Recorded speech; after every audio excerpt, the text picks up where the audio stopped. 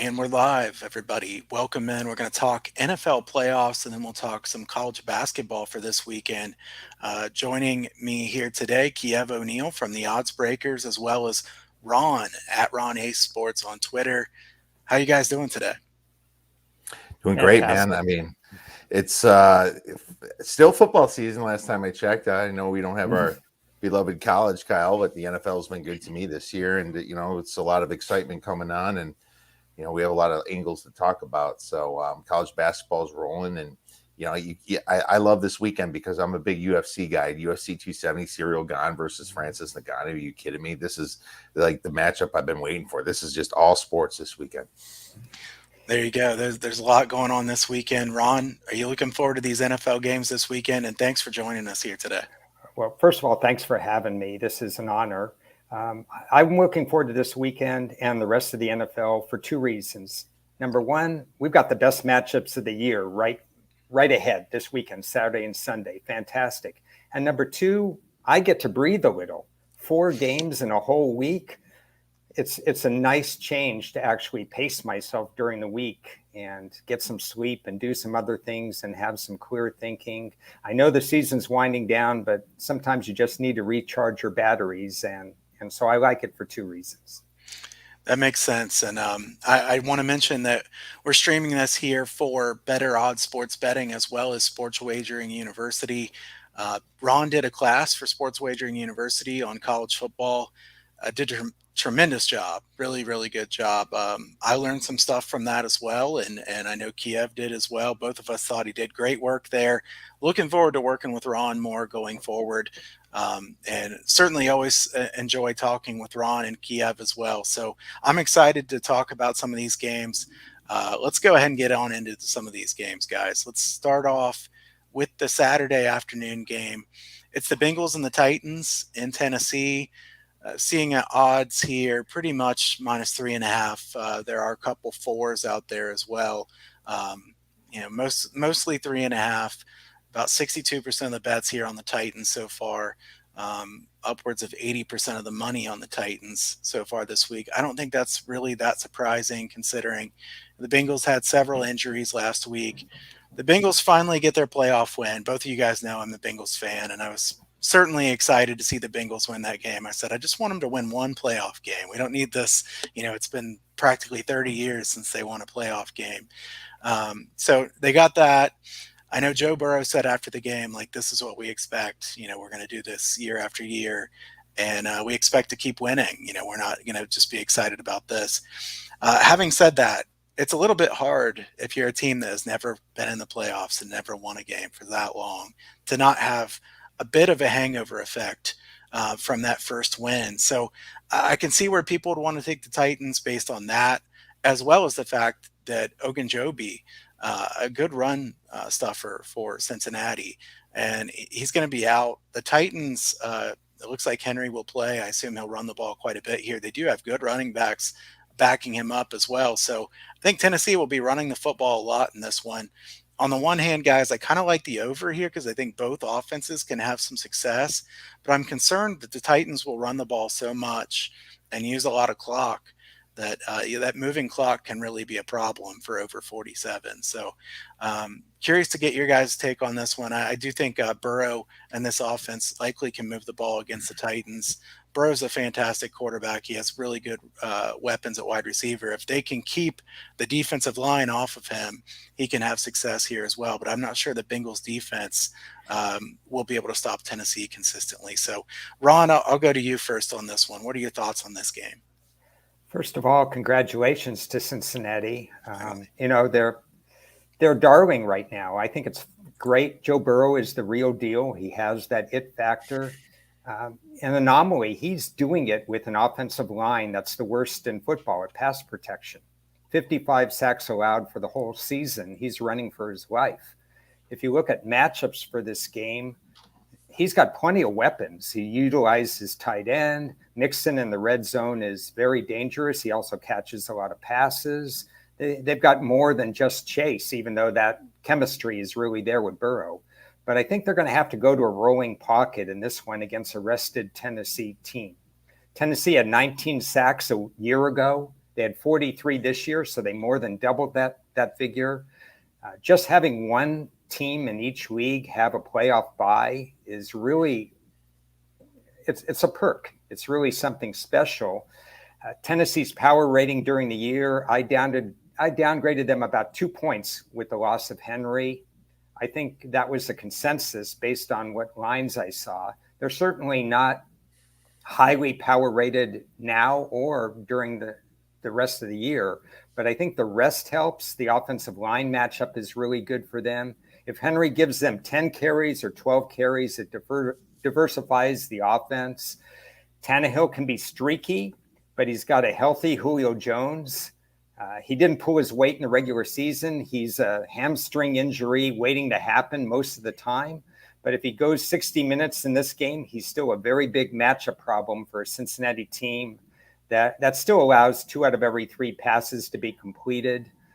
My strong lean here would be, or actually I should say that I did nibble at giving 3 points at -101 at one of the offshore sites before they moved that line. I think it's good value for a team that's not only rested, but I think you made the point, Kyle, that you get that first win. You haven't been in the playoffs for a long time. There is that little bit of deflation, and it's also asking a lot for a team to go back to back, with that euphoria of being in there. So I favor Tennessee in this spot. Yeah. Yeah, I mean, like you said, the Ogunjobi injury really bugs me going against the Titans with Derrick Henry. That's the tough part. Now, I did value bet the 4. I've heard that there was 4.5s, but that thing, when it came back down, was it a position? Somewhat, yeah. It was decent, but I expected it to go down to 3, and it didn't. And I think the reason for that resistance is everything Ron said, is the rest that they have. They're the number 1 seed.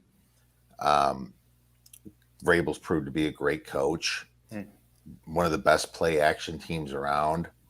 Zach Taylor, I don't know. I'm not sure yet on him. I mean, I can't put a ton of faith in him. But what I did like about the 4 is that Joe Burrow can score with lots of teams. I think even if Tennessee does control the clock, which obviously sucks for another team. We've seen them beat many teams like that, go into play action and they're scoring. There's a chance that Cincinnati can still score a bit. Now, I know that Vrabel is going to throw a lot of different looks in the secondary. They're going to throw a lot of probably different blitzes into Burrow. They get a lot of pressure right up the center, up the middle, and that's important too. And that could phase Burrow, but at the same time, Burrow said all the right things. He's the one. His interview after that game, he didn't look phased. He's been on the big stage before when he won it with LSU, and he's almost a little bit on a revenge year. I could even see this thing being 10 points or 11 points, and they score that touchdown at the end to make it between 3. If you're worried about a backdoor, that's very possible with Joe Burrow. I also seen this Bengals team beat some really good teams, beat the Ravens, beat the heck out of the Steelers, and a lot of people still have the Ravens power rated higher than some of these teams. Tennessee, to me, is above average team, but they've gotten some fortunate situations, and some of their big wins were fortunate. My number's around 2.5, 3 points on this. So, in my opinion, I would value bet. The 3.5, I would still, bet Cincinnati. So I have a little disagreement with Ron, but at the same time, Kyle, I'm more rooting for you for your Bengals, buddy.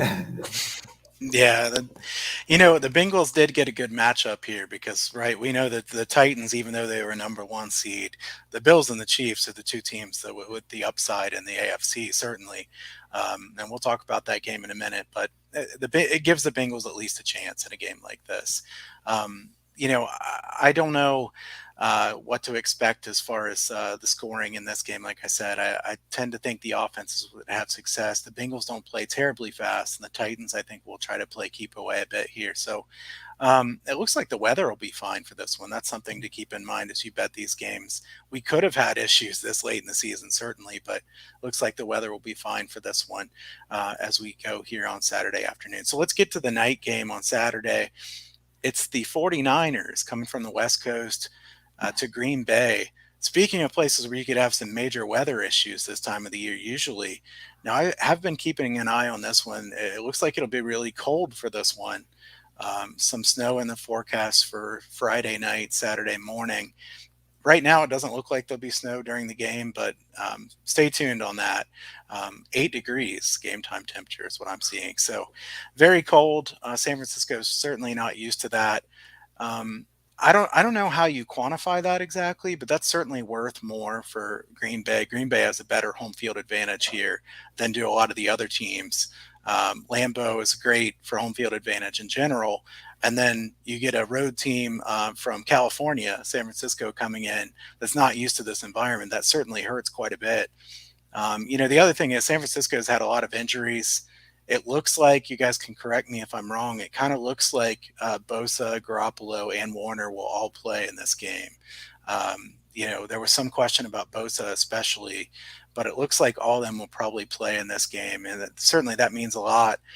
I think, I'll start off with just some thoughts here in this one and say, tempo-wise, these are the second and third slowest teams in the NFL. So they've played very slowly throughout the course of the season. Both are good offensively, both very efficient, but they don't play quickly.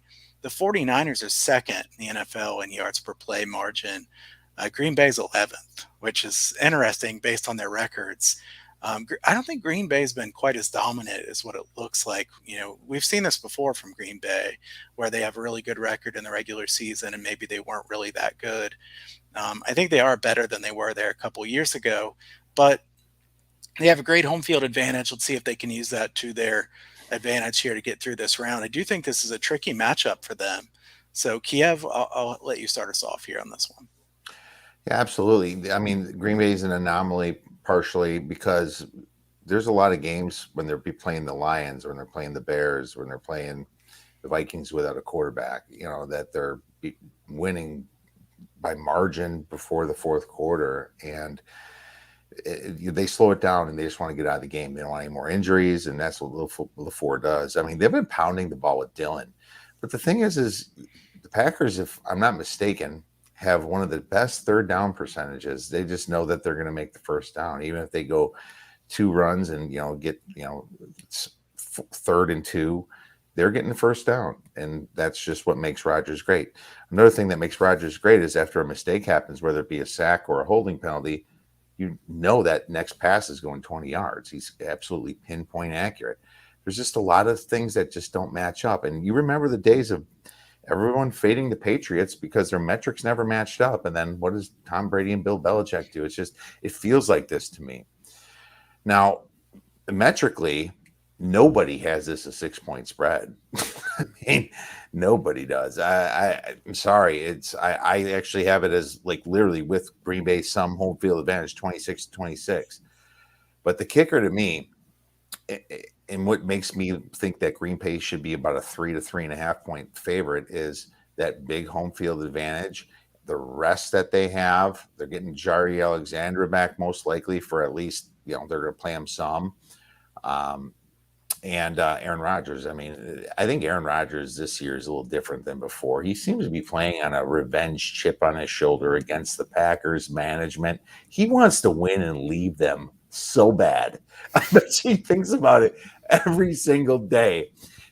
And I'll tell you, I heard a crazy stat today, Kyle and Ron. I heard that the Packers in cold weather games under Aaron Rodgers are 29-1. And or 26-3 against the spread. I think 26-3-1. That blew my mind. I heard it on a podcast today, a very reputable one. I believe it was Bet the Board. But I was shocked to hear that, and I don't want to bet against Green Bay in this situation. And the fact that San Fran just went through a gauntlet to get to this position, I'm concerned.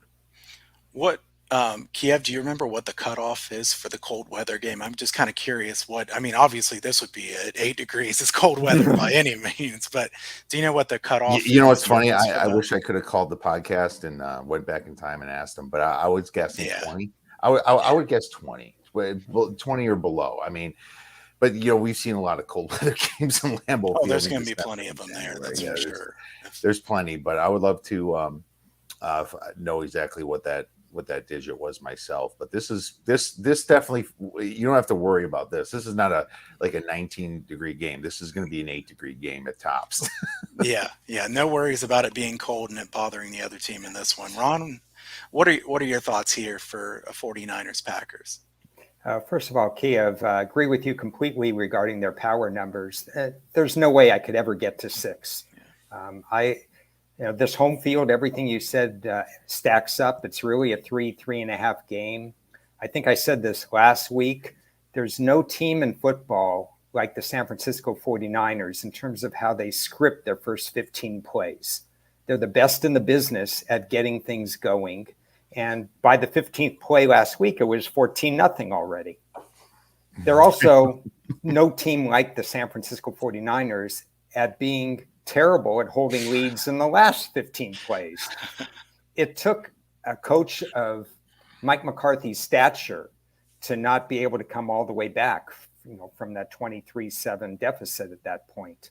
So as much as I love the 49ers, as far as how they script to get into this game, I haven't played the game because there's that mental block, like you mentioned. There's Aaron Rodgers on the other side, and there's a banged up Jimmy G in cold weather. You mentioned about what home field means.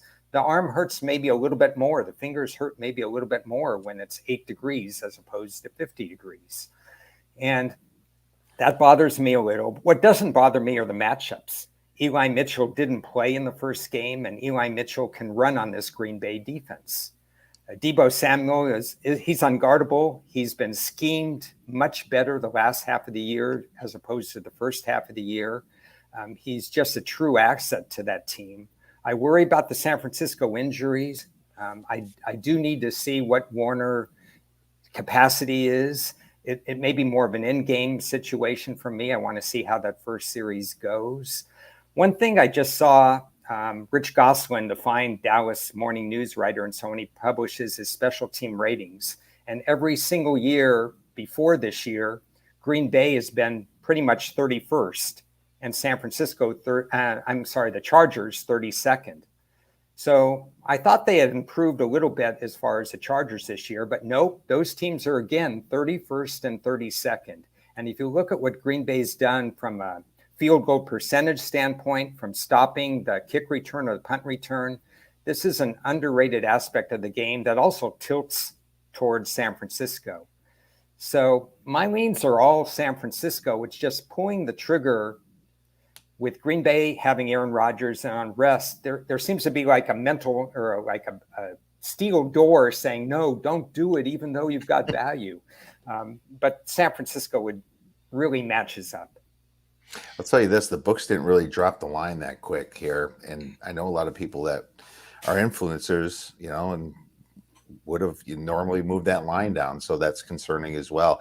I'll tell you this, they're not going to get that Mike McCarthy cakewalk that they did last week. They're going against a real coach, and LaFleur and Shanahan are buddies, and they know each other, and they played a lot. That first matchup, I will say the Packers were beating them pretty bad, and Garoppolo kind of came back at the end and backdoored that thing. And it's in now. You flip the script. It's in Green Bay, but yes, they're missing Mitchell. They're missing a couple guys on defense too, Ron. Mm-hmm. I like the over a little bit, to be honest with you. I know it's cold, but both these defenses are a little suspect. Packers give up 5.4 yards per play. The Niners, their secondary is not as good as it's been over the years. And I think Devontae Adams, Lazard, Mercedes Lewis, they're going to pick up. Rodgers is going to pick that apart, I think. And Bakhtiari might be back at left tackle. It scares me to go against the Packers. I might even just do a money line. I think the Packers will win the Super Bowl personally. I might do a money line rollover just on the Packers. I'd probably have to lay minus 220 to start, but I think the Packers get by, but there's no way in heck I'm laying 6 or 5.5 or anything like that. Yeah, I'll say as well. I even though they play slowly, and I brought up that stat, I think the over is my strongest lean in this game because, like Kiev just said there, I don't know if there's a bigger mismatch in the playoffs this whole weekend than Aaron Rodgers and Devontae Adams against the San Francisco secondary. At the same time, Green Bay hasn't stopped the run very well, and I would think San Francisco will be able to run here. It would surprise me if they don't. And like Ron said, you can probably count on San Francisco to get some points early unless Jimmy G is really injured here. So, yeah, I think the over makes some sense in this one. Let's get into the Sunday games here and appreciate the people tuning in. I see several people watching here. We got some comments. Thanks to everybody who's tuning in, whether it be live or you're seeing this afterwards.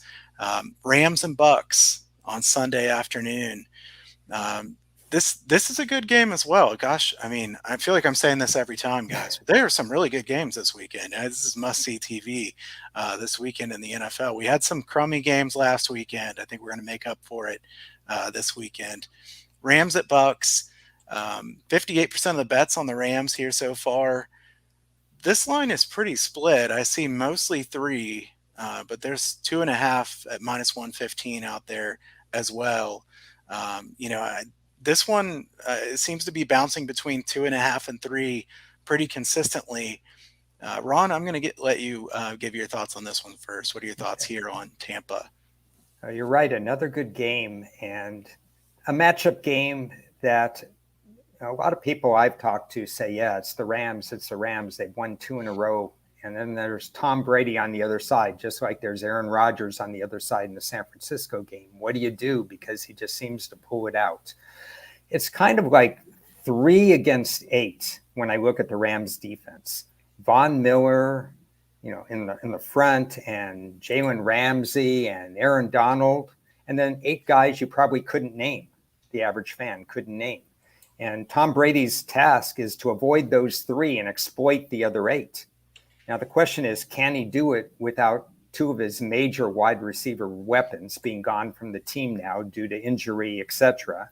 And can he do it with, even if Leonard Fournette comes back, he catches a lot of passes, but he doesn't really gain a lot of yards from that. And he'll move the chains a little bit. These are 2 very good run defenses. What I've noticed about Tampa is their run defense is better when they play non-mobile quarterbacks. And I would classify Matthew Stafford in that area. So I think Stafford's going to have to pass to win this game. Can he do it? Sure. He's got Higbee at tight end. He's got Odell Beckham, and he's really been incorporated into the offense. And of course, he's got Cooper Kupp. The thing that we'll probably see in this game, because we've seen it almost every game this year, is a period of good Matthew Stafford and a period of bad Matthew Stafford. And if the good outweighs the bad, I think the Rams can win this game. I make it pretty much of a toss-up game. Tampa's defense, which hasn't looked good in the last 2 regular seasons, really rose to the challenge last year in the playoffs and did so again last week. But they went against a team that was happy to be in the playoffs, not necessarily a team that belonged in the playoffs in the Philadelphia Eagles. So this is a tougher test, and I think it's a good chess match. Surprisingly, what I saw in the first game that they played, no turnovers for either side.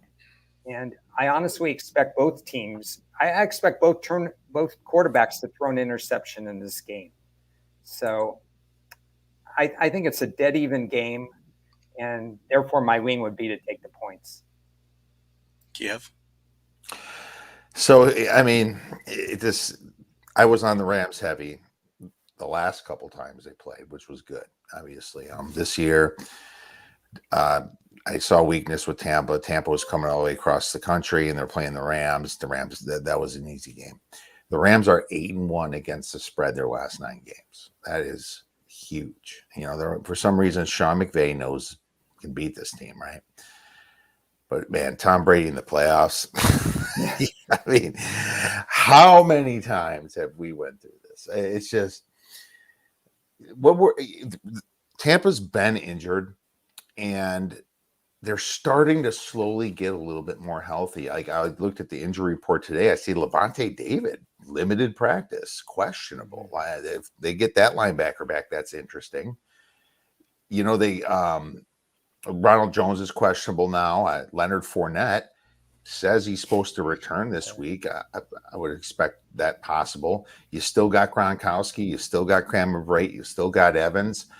But you're missing the Godwin factor, which concerns me a little bit. But I mean, this is what Brady does. He'll throw it to Tyler Johnson, a guy that could start on some of the other teams. He'll throw it to Scotty Miller, Brashard Perryman if he plays. There's just so many freaking weapons on this team, and Tom Brady has proven so many times. The problem is that Tampa's home field has just been amazing this year, and you can call it whatever you want, crowd, flags, whatever. It just all seems to work out for the Golden Boy. So, I mean, I'm not betting this because I can just see. I loved how the Rams played defense against the Cardinals. I think the Von Miller edition really could show its face in the playoffs. I know that they don't rank high in pressure weight, but from what I saw last week against the Cardinals, they're getting to the quarterback.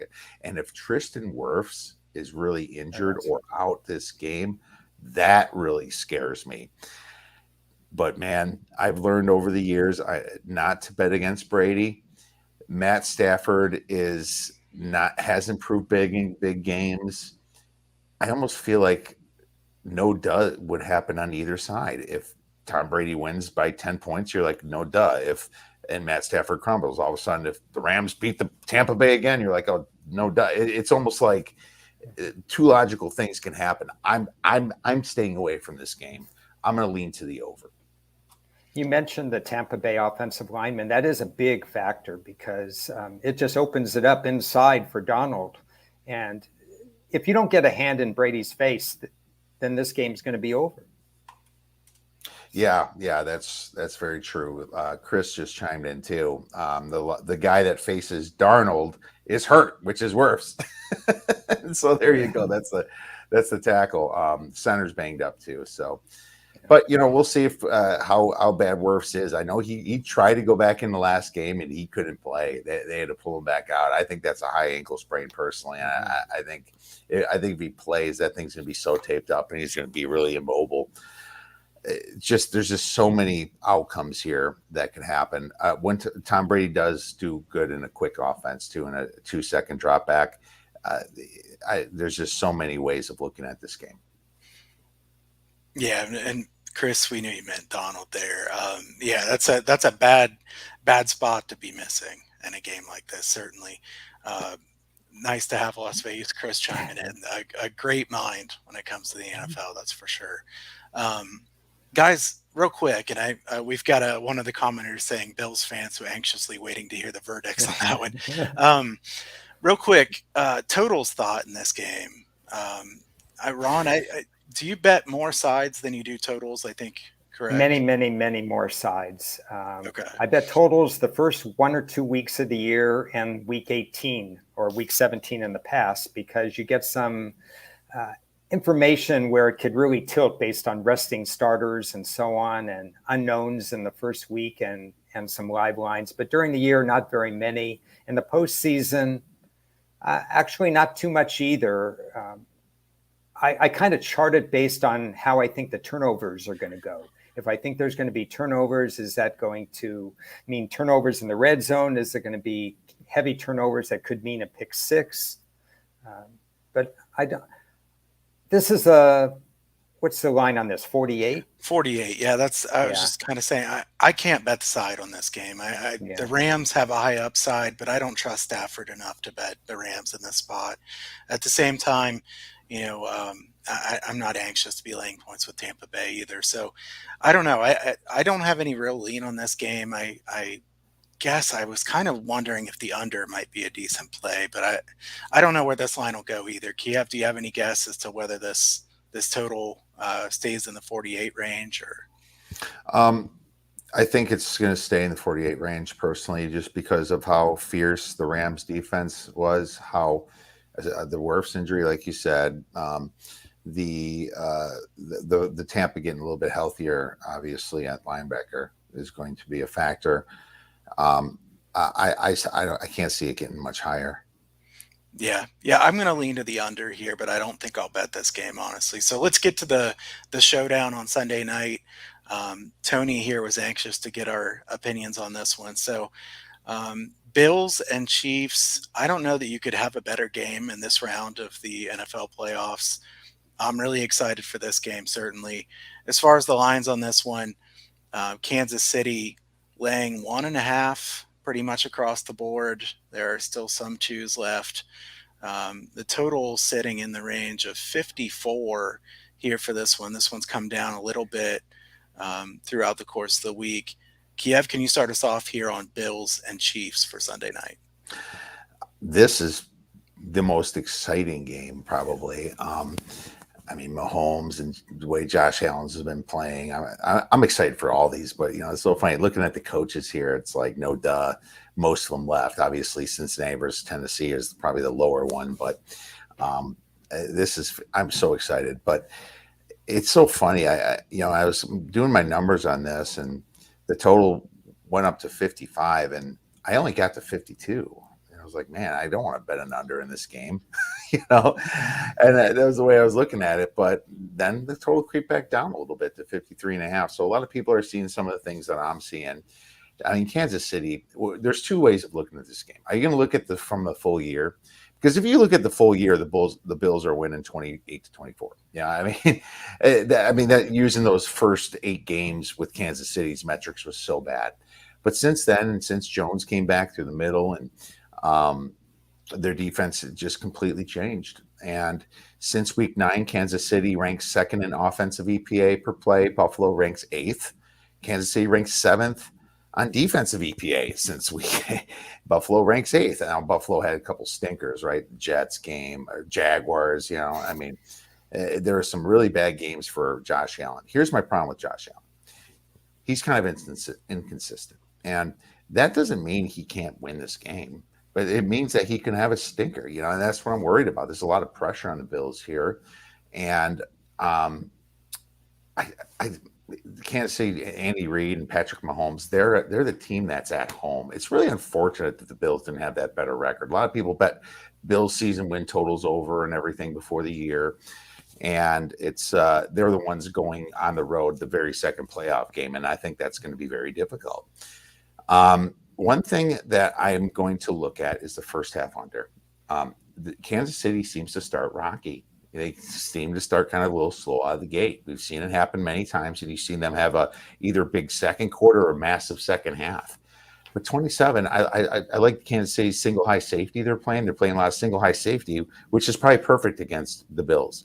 The Bills don't run the ball unless it's Josh Allen, right? So, single high safety, you're pretty much telling Josh Allen, you're going to throw the ball past 15 yards. Let's see which completion percentage shows up.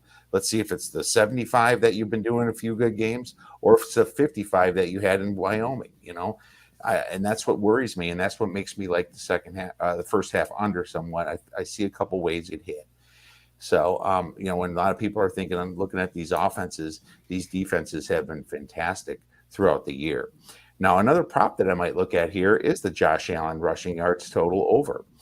His last 4 games, he's went over 60 yards every single game, and they've done very well. When he runs a lot, when he gets a lot of yards, they're winning a lot of games. The last time they played Kansas City, Josh Allen had 59 yards, and it's at 51. I think he's going to run the ball as much as possible. I think that gets him going a little bit. When he's running the ball, getting first downs, he gets more confidence in his arm, and he can throw the ball. So I'm going to go with a first half under 27, guys. All right, Ron, what are your thoughts on this one? Well, tell Tony I like Buffalo and I like KC. I have 3 tickets on Buffalo to win the AFC. And when Kansas City fell to 4-4 last place, I picked up a ticket on Kansas City as well. It's a shame they're playing each other in this round because these are your best 2 teams, at least going in. I agree with what Kiev said. It's a different team, a different KC team if you look at them as a whole versus just the first 8 weeks or so. Remember, they broke in an all-new offensive line. This is a point I made last week, and I've made a couple of times. The 5 they started, I think, on opening day this year, 2 of them were prize free agents, and the other 3 are rookies or one guy who opted out due to COVID last year. So not one of the 5 had ever played a down for KC. And it takes time for chemistry to develop. Forced Mahomes into uncharacteristic throws, tried to do too much. And and Kansas City typically ends the year with a solid turnover ratio, was, at that point, minus 11 in turnovers in the first 8 or 9 games, and they finished at plus 4. So obviously they're a different team now than they were. The one area that they're not different in is they don't get to the quarterback. They're not going to pressure Josh Allen based on regular season numbers. They have basically one guy who's rushed the quarterback with any frequency. They have about 28 or 29 sacks for the year. I think they underachieve in this area primarily because they don't play as a team defensively on that defensive line. You see a lot of offsides. We've seen it in key games over the past years, key playoff games where they've gone offsides.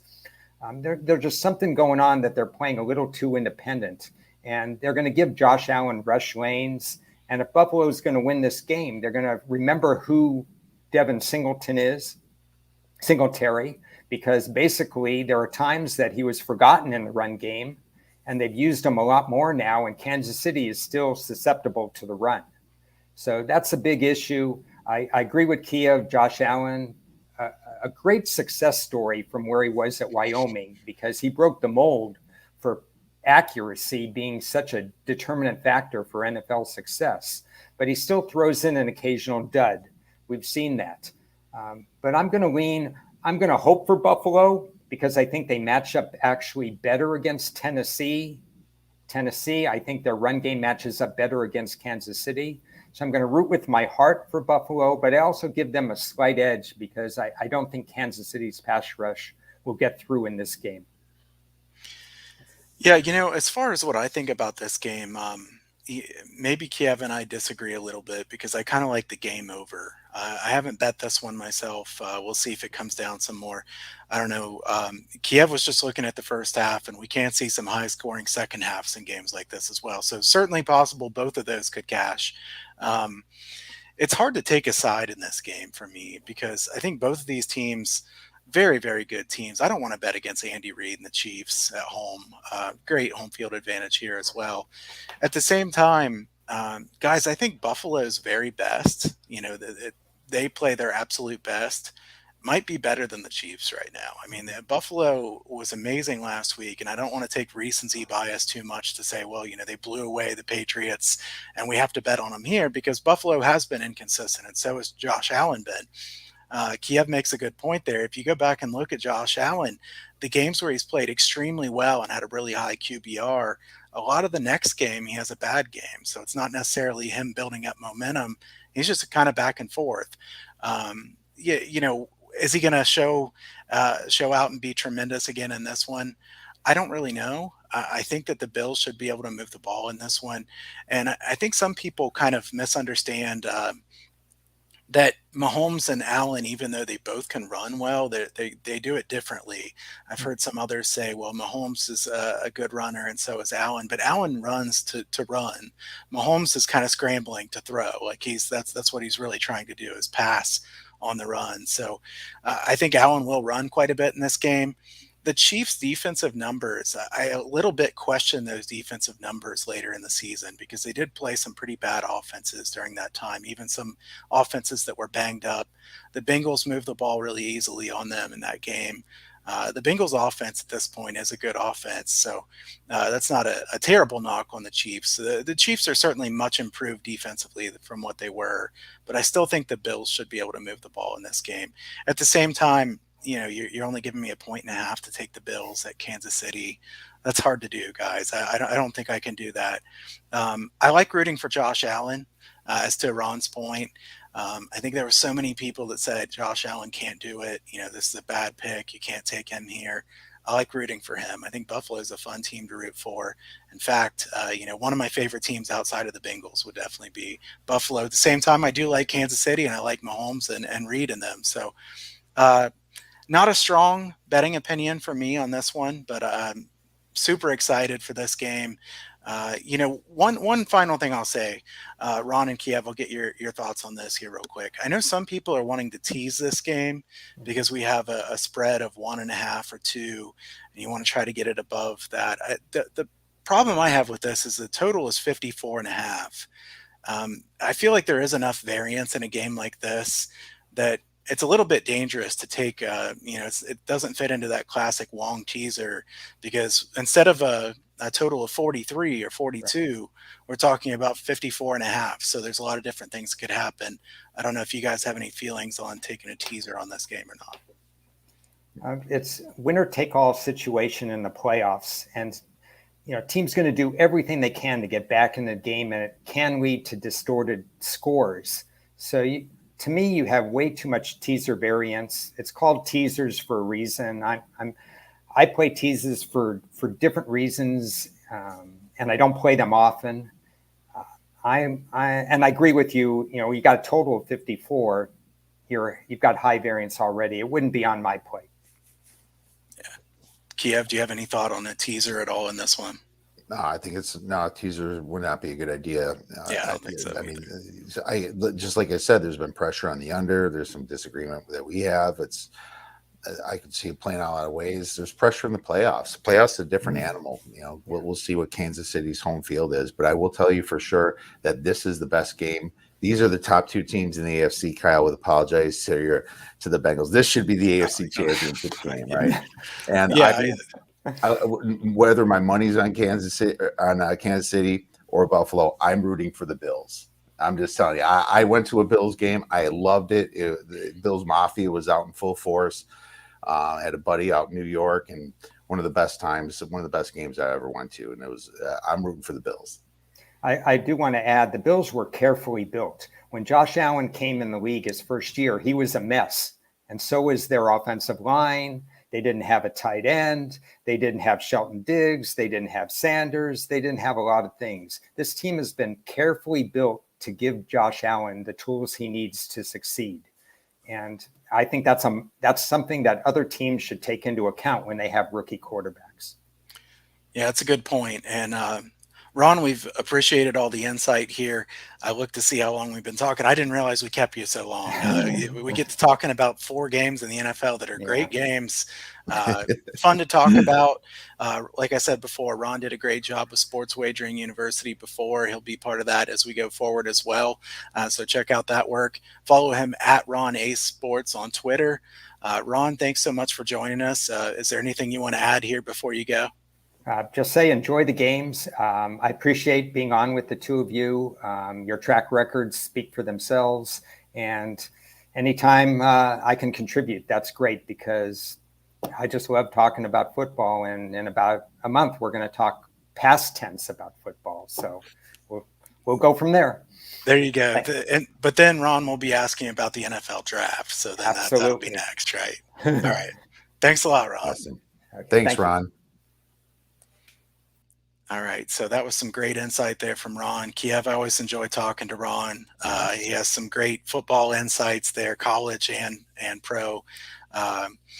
Appreciate several of you tuning in and commenting here. Evan, thanks. Let's get to the basketball side here for a little bit.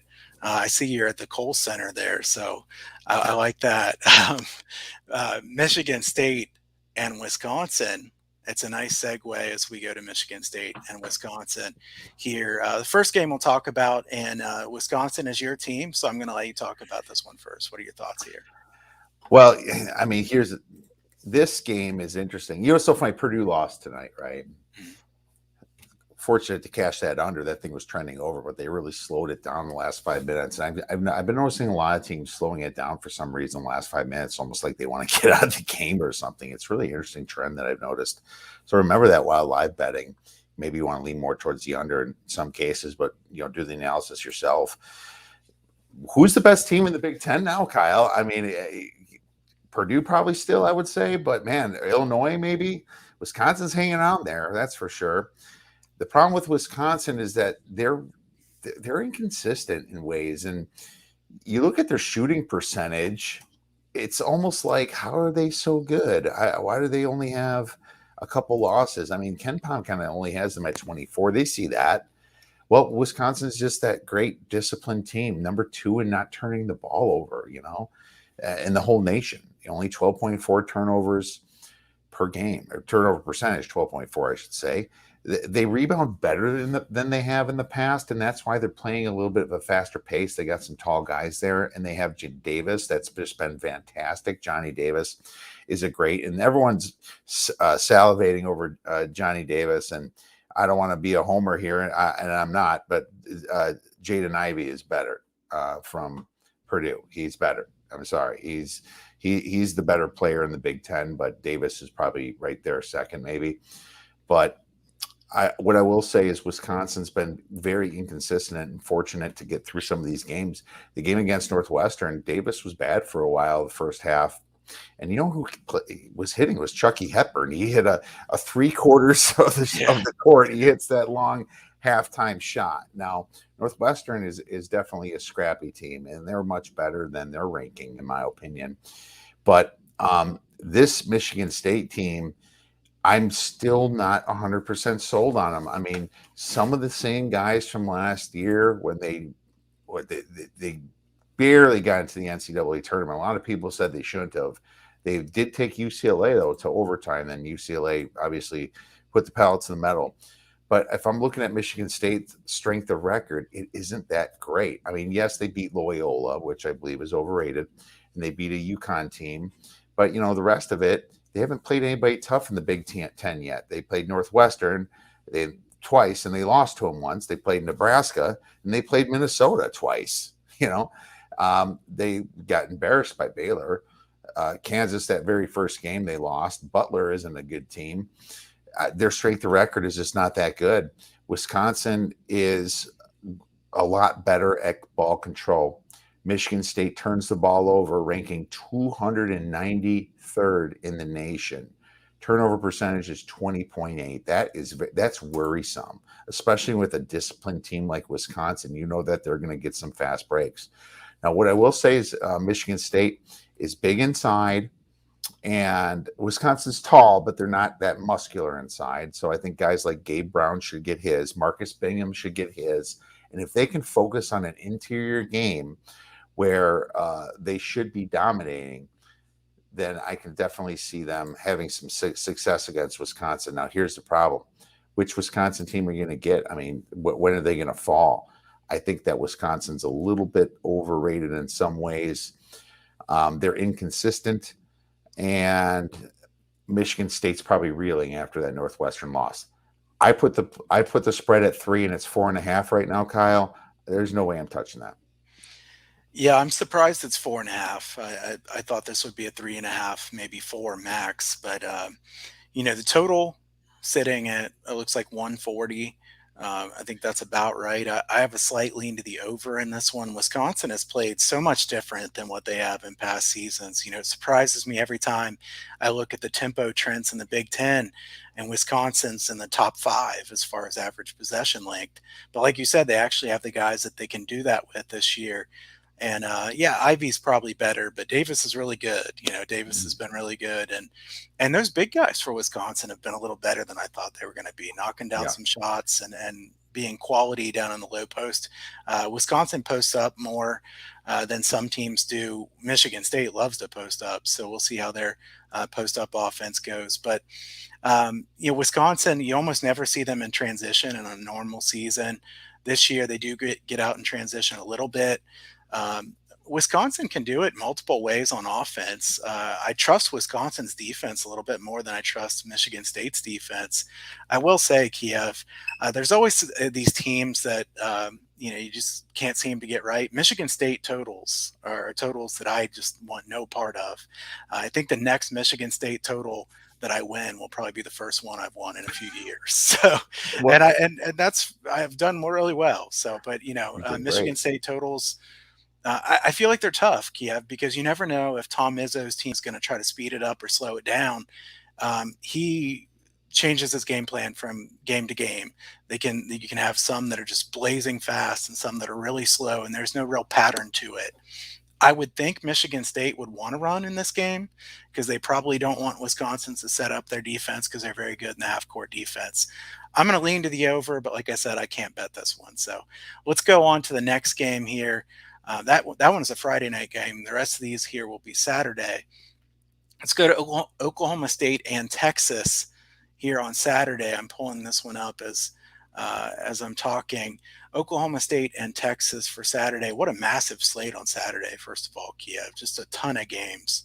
I'm already seeing that tomorrow night, Friday night, is going to be a long night for me. Me too. Yeah, I'm going to be telling the wife and kids, you got to leave me be tonight. I'll see you on the weekend some. But this should be a good game, Oklahoma State and Texas. The reason I wanted to talk about this game, Texas is down here a little bit now. They've lost their last two. They've lost 3 of their last 4, including losing to Oklahoma State the first time they played them. I still think Chris Beard's a really good coach. I think everybody still thinks Chris Beard's a really good coach. Oklahoma State coming off a win against Texas, then lost a couple games. Then they beat Baylor on the road. They win by a point against TCU at home, which was not a great win. This is a good spot for Texas. I mean, Texas needs to win a game like this, and this ought to be a game that they would cover. That would certainly be the side that I would look toward. I see KenPom has 7 here. I suspect it might be a bit more than 7 in this case. We'll see where this one comes out. I think there will be fans of Texas in this one based on the situational spot, regardless of how they've played in the last couple games. And Texas still has a very high upside.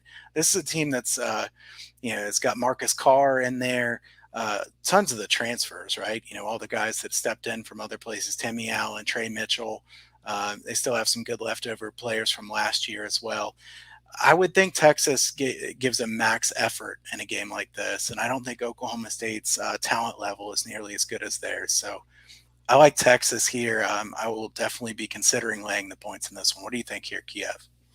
Well, it's a great game to talk about for sure, because there's some important discussion points. First of all, Lodi asked us a question: how often we do these shows? Normally, it's at Fridays at around 1 o'clock Eastern, either noon or 1 o'clock Eastern. So keep posted for that. We do it all through college basketball season, and then we pick up again for football. But we're usually off for baseball, but we'll come on every once in a while and do a baseball play.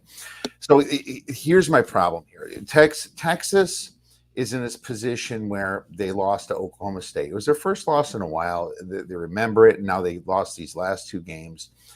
They're almost in a revenge spot. But at the same time, is Texas really the 17th best team on KenPom?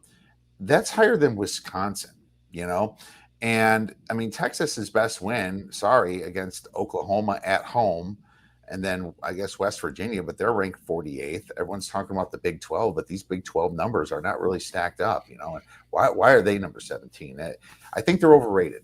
But if you look at Haslametrics, he's got a great stat about Texas, and it's something you should pay attention to.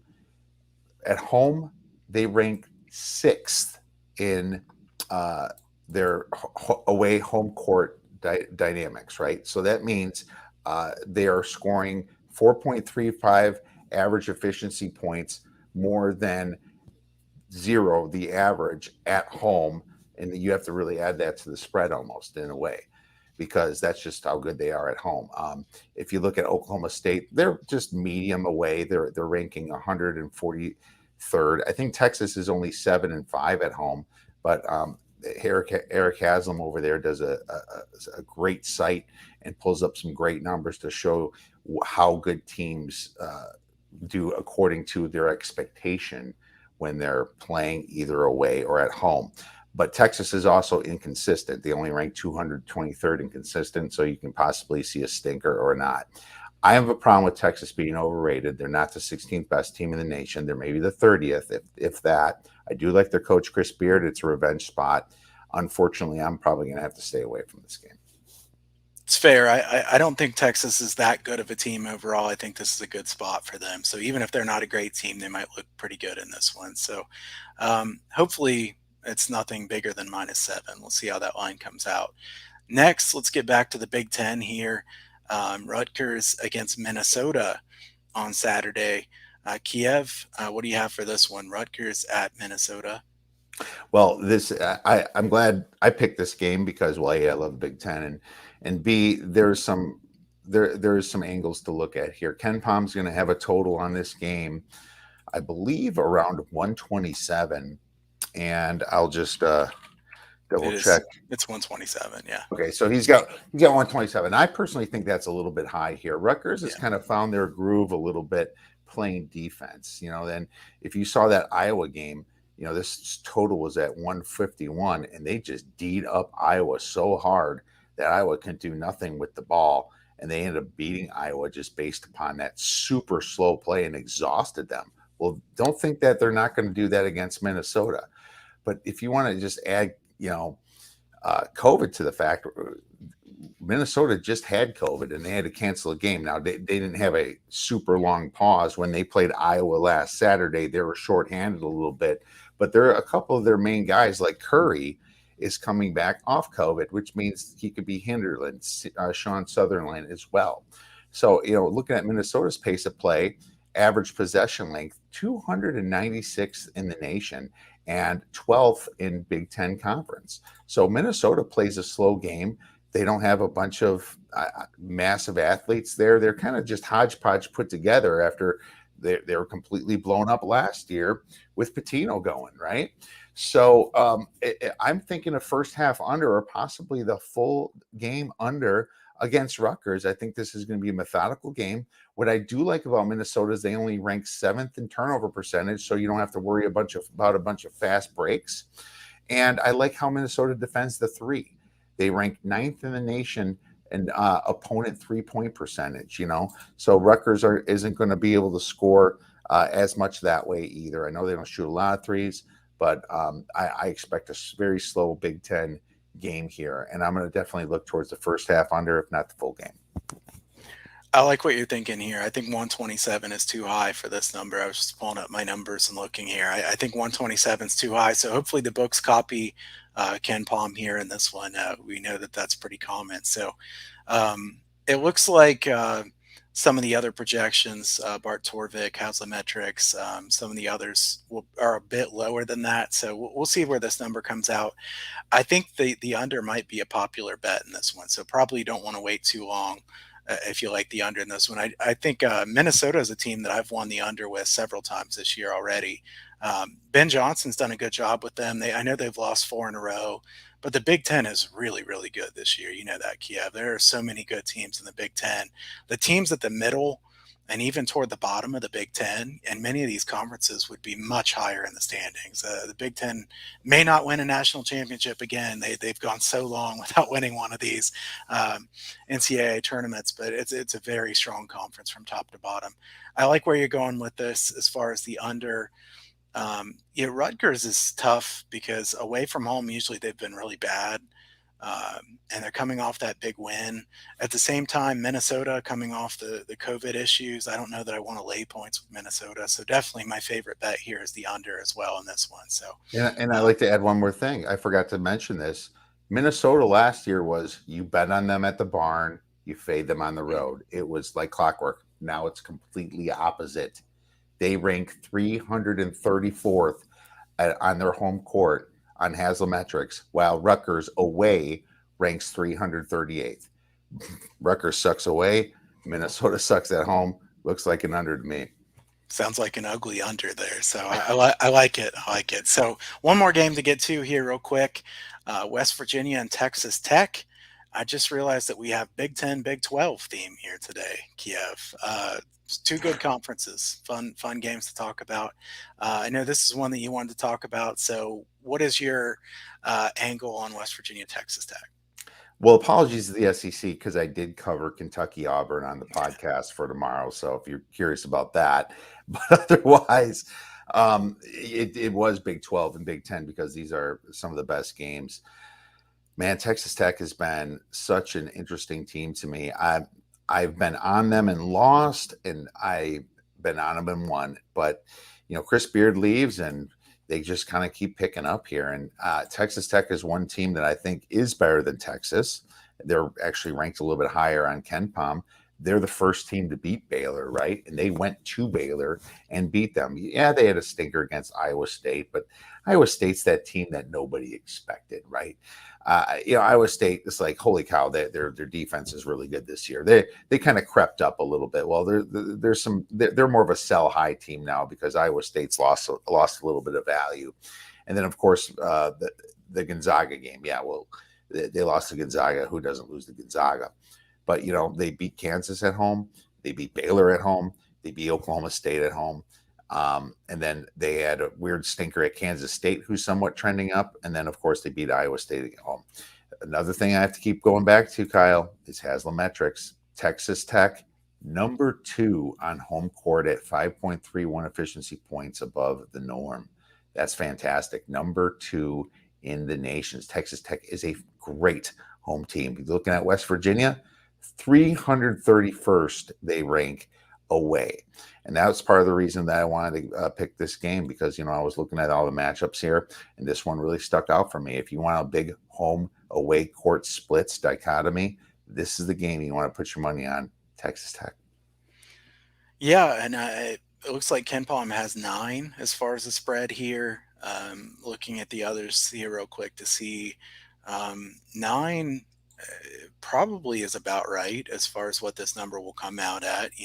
West Virginia not in the greatest of spots after putting up a big effort there against Baylor in that midweek game. I don't think West Virginia is really that good this year. Bob Huggins is a good coach. He gets them to play hard, but they're not a supremely talented team. Texas Tech has been really impressive, especially defensively. Second defensive efficiency on the season. They were without several key guys, even in some of those big wins. So a deep team that's impressed me quite a bit. I think I would lean to the under in this game as well, thinking Texas Tech might clamp down a little bit on West Virginia. So those are our thoughts there on some of those games. Kiev, we covered quite a bit of ground here in the past hour or so. So let everybody know where they can find your information, and let everybody know about the Odds Breakers. Yeah, definitely check us out, theoddsbreakers.com. We got between 10 and 17 active handicappers there. There's free picks, there's premium plays. Obviously, we have a great track record. I mean, look at Farley and Steve Norman are doing in the NFL. Chris Farley, fantastic in the NBA. We don't all do all sports. I don't do the NBA personally unless somebody I really trust sends me a play that I would trust to give to our clients. But you have other people that do the hockey. You have somebody that does golf. You specialize in everything. So you can always find what you're looking for the weekend. And UFC's mine. So if you're interested in that, I have a beautiful card for you this weekend for UFC 270. Nice. I know I don't follow UFC nearly as closely as you do, but I know there's a lot of buzz about it for this coming weekend. So I know that you got a lot to watch this weekend. Some really, really big sports events coming up this weekend. I have a lot of screens going, Kyle. I was going to say there's going to need to be lots of action, multitasking going on, right? So, but yeah, check out theoddsbreakers.com. Great information there all the time. Check out his podcast there at The Odds Breakers as well. And if you want my plays, you can go to huntersportspicks.com and check out everything at huntersportspicks.com, free picks newsletter. Been on a really good run here of late as we do this here on Thursday night. I did have a bad night tonight, had 110 straight before that. It'll now be 62 and 33 in the last 95. So a really nice run. I had a great college football season, really good college basketball season going so far. Check out my work there. Also, check out BetUS. You can use the code BetterOdds and get the bonus there at BetUS. BetUS, a sports book that both of us would highly recommend. I do the college basketball show there and the college football show at BetUS. And check out everything going on at Sports Wagering University. Loads of information being put up there. We're going to be having a lot more classes, some free classes, and there's going to be lots of free information on YouTube. Follow the YouTube for Sports Wagering University. Follow the Odds Breakers on YouTube as well, and follow me, Kyle Hunter Sports Picks, on YouTube as well. I think I covered everything here, and we covered a lot of ground here today. So I appreciate everybody tuning in. Kiev, thanks as always. It was fun. Yeah, Kyle, thanks. And all these people commenting. Oh man, so many. Thank you guys. Really appreciate the interaction here. It's great to know that you guys are getting some sort of value from this and the work that Kyle and I put into our passion. Absolutely. We appreciate it very much. And I hope you all have a good weekend. Best of luck on all your plays this weekend.